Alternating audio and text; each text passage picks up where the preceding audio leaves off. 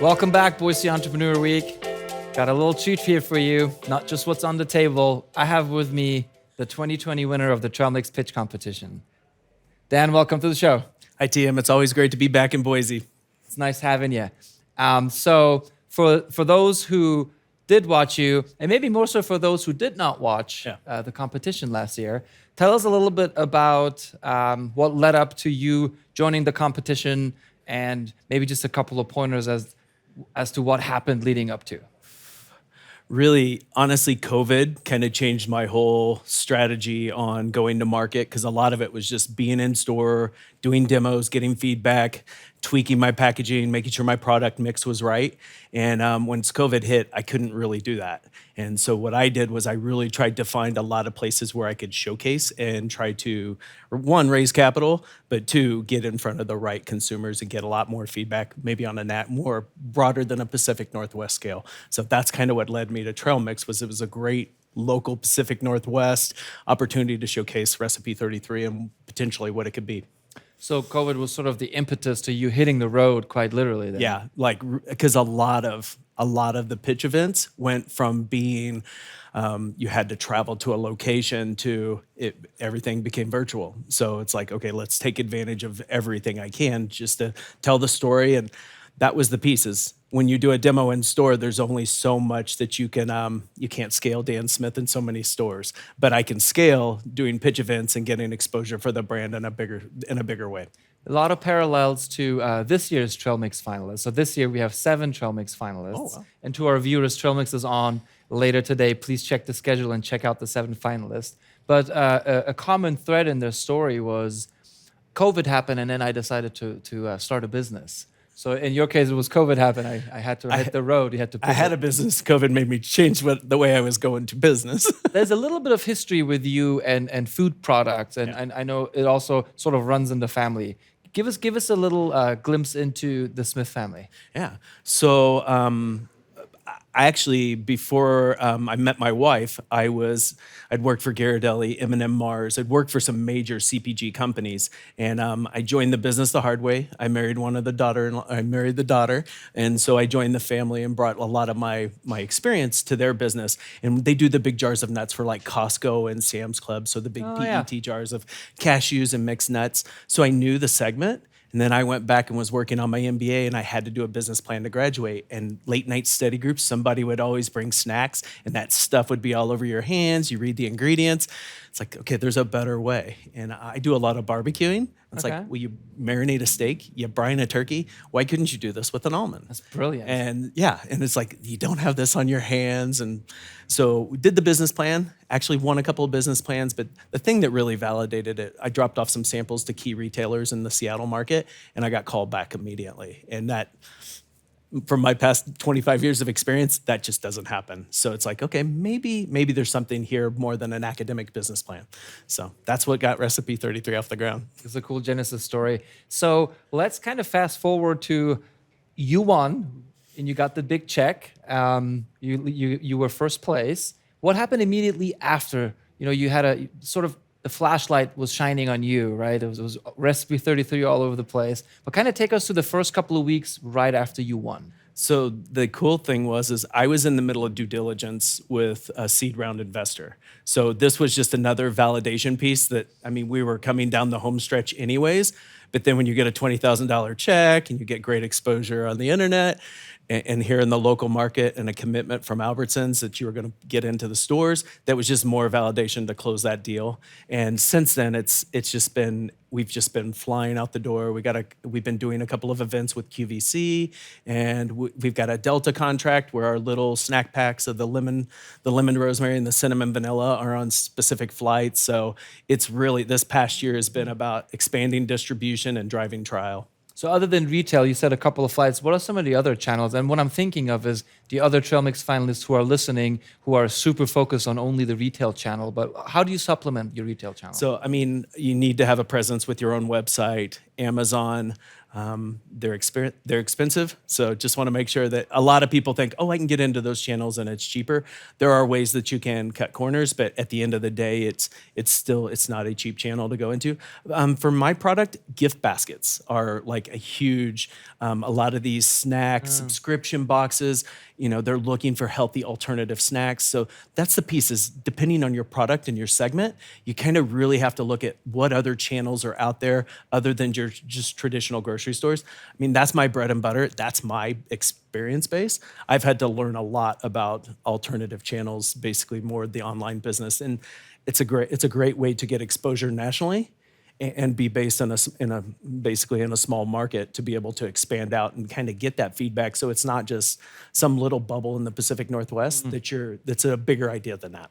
Yeah, I recall being on a lot of Alaska flights back in the day, and it's typically I traveled with the business crowd midweek, never on weekends, and you could see people kind of looking at products because they do feature some local stuff. They have the free beer always. That's what Alaska is known for. So I'm surprised that there are more local folks who leverage that because these travelers come and go all over the country, right? It's historically that segment. It's not a high margin. It's if anything, it's a marketing opportunity. That's exactly what I'm saying. But right now, it's one where they're not serving food in first class or in business class. So they're spending a little more money because odds are I probably wouldn't have been able to afford if it hadn't have been for COVID and what's going on with their food service. Oh. Your position. I'm not getting rich, but I'm actually on the positive side where normally you're investing 5 to 10 to 20 cents into capturing that business. So, and that's why you usually see it's very big brands. It's usually not the smaller brands that have that budget to be able to get onto the airplanes. That's a really valuable insight, actually. I appreciate you sharing that. No problem. So you won the $20,000. By the way, this year we were able to up it to $25,000. So maybe that's awesome. Just throwing it out there, yeah. So you won the money. I recall getting photos from you with a pallet with a giant 3 pallets, 3 pallets, 3 pallets of almonds. So we know what you did with the money. Yeah. And that's all. That's nice and fine and dandy, right? But the real prize was getting onto Albertsons shelves. Yeah, absolutely. Take us through that experience. And it typically takes some time for the trail mix winner to end up on shelves because there's some alignment and synergy, getting to know one another kind of period. So take us through that. Honestly, their team was awesome. Again, to your point, it takes time. So it takes about 90 days to go through that setup process.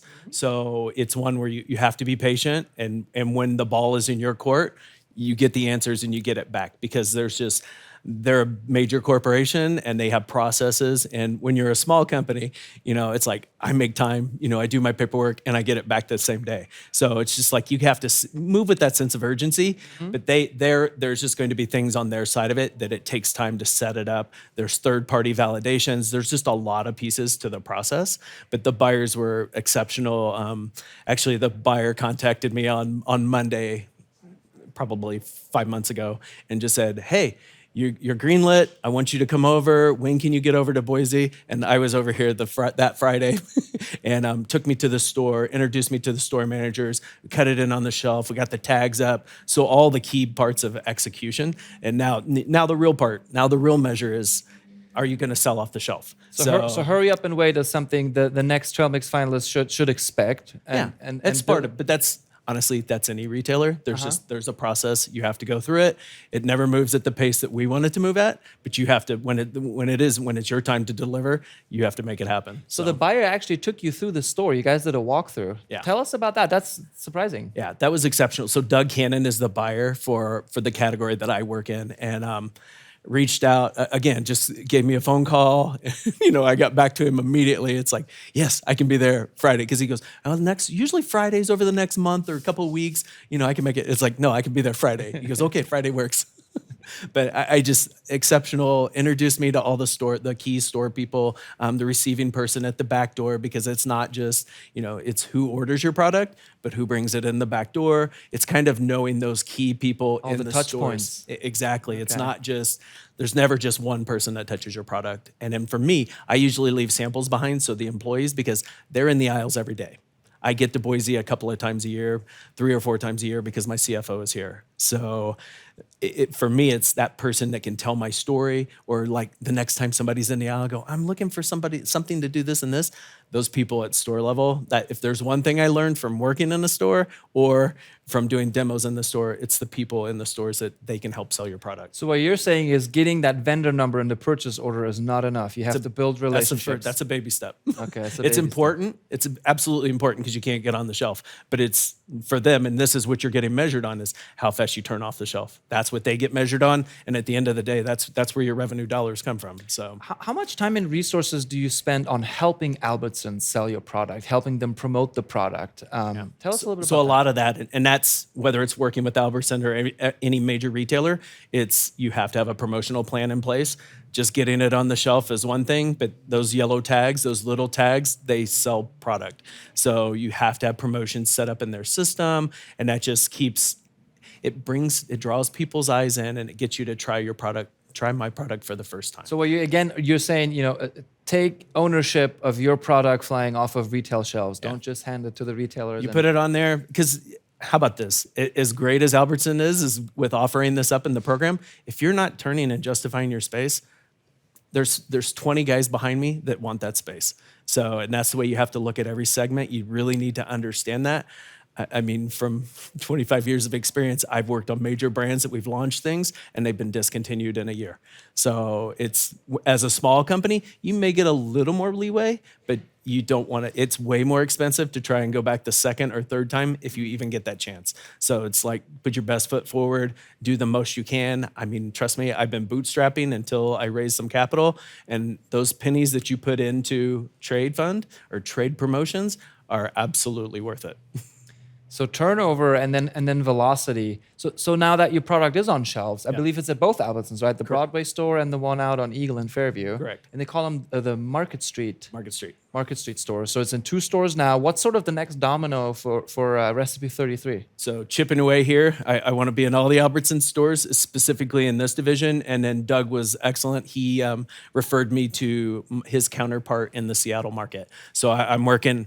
If you can't own your backyard, you really shouldn't be running out and chasing after everybody else. So for me, it's how do I get all the key retailers in my region to really be able to tell the story that here's what it does at specialty natural stores, here's what it does at a traditional grocery store, here's what it does at like gift promotion channels. So you almost have a unique story that's tailored to each of the channels then. Yeah, I mean, the consumer's fairly for me, I have 2 core customers. I have that consumer that they flip over the back of the package, they care about the ingredients and what they put into their body. I mean, that item has 4 ingredients: almonds, lemon, rosemary, sea salt. That's it.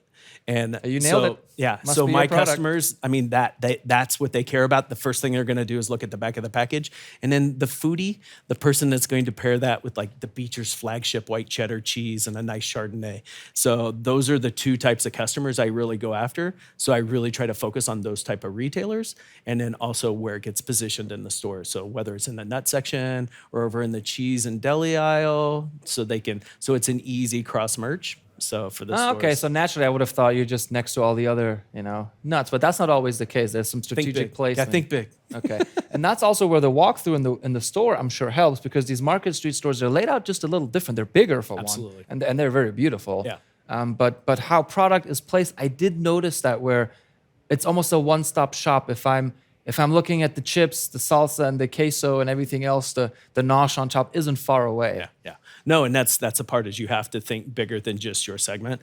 We had a really nice the store out in the West Valley. We had a really nice display at the front checkout, and this is definitely one of those impulse purchases that I need it. I'm hungry. I want a little snack. I don't want to stop. I don't want to eat garbage. I want to grab something healthy, and it was right there at checkout. Beautiful display. So got a lot of those pictures. Actually, my CFO kept sending me pictures, updates every week.